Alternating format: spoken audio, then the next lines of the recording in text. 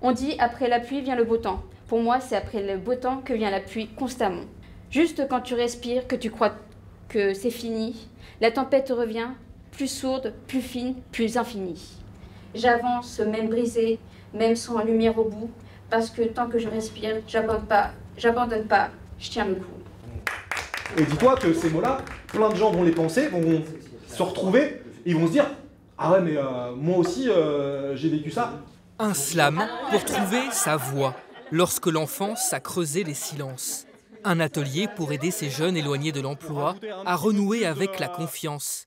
Dans le quartier populaire angevin où elle a grandi, Gladys a subi le harcèlement. Des fois, c'était carrément la violence physique. J'ai déjà été frappée. Comme tous les enfants de cet âge, c'est t'inquiète, je recommencerai pas, et puis au final, ça recommence. C'est un cercle vicieux, quoi. Le contact avec les gens, c'est un peu plus compliqué quand on a connu ça, quoi. J'aimerais bien avoir une vie sereine, paisible, sans personne pour les juger ou autre. À La Roseraie, au sud d'Angers, un habitant sur 2 vit sous le seuil de pauvreté. Dans ce quartier où le chômage dépasse par endroits les 40%, Nour est arrivé de Somalie à l'âge de 17 ans.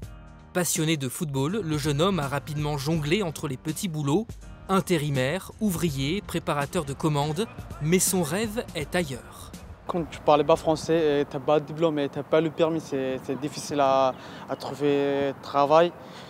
Du coup, peut-être c'est pour ça que j'ai arrêté de travailler les intérimaires et tout. Donc là, j'ai besoin d'avoir un diplôme pour travailler le métier que j'aime. Trouver le métier que l'on aime en étant accompagné pendant plusieurs mois. Gladys, elle, a découvert sa vocation en mettant la main à la pâte. Un stage obtenu en boulangerie, très loin de ses études en sciences. Mais à 22 ans, pour la première fois, la jeune femme parvient à se projeter. Ça fait du bien un peu à notre esprit, on se sent plus apaisé, on se sent plus heureux. Ça permet de m'occuper l'esprit et puis de me dire que je sers à quelque chose, quoi, tout simplement. Son patron emploie déjà plusieurs jeunes issus des quartiers populaires. Et le fait de retravailler? C'est mieux que de rester assis sur une chaise. Peu importe l'origine de la personne, du moment qu'il y a l'envie de travailler, c'est tout ce qui m'importe. Si je peux donner le goût du travail, en tout cas le goût et l'amour de mon métier, j'hésite pas une seconde.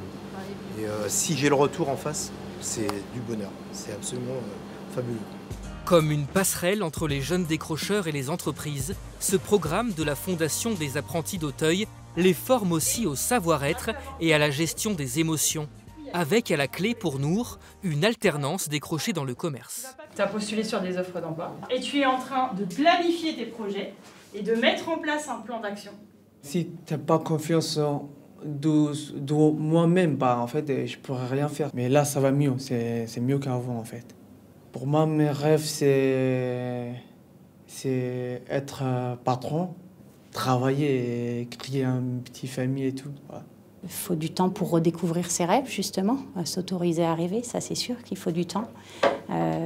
Et puis la société, elle prend du temps aussi, parce que pour trouver un logement, c'est aussi du temps, pour trouver un emploi, pour trouver une formation, donc tout est du temps, ouais, c'est évident. Donc il faut ce temps, et puis c'est le temps de la confiance, ouais, que ça se mette en place.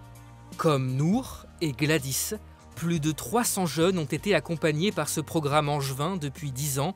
La majorité a retrouvé un emploi ou une formation à la sortie.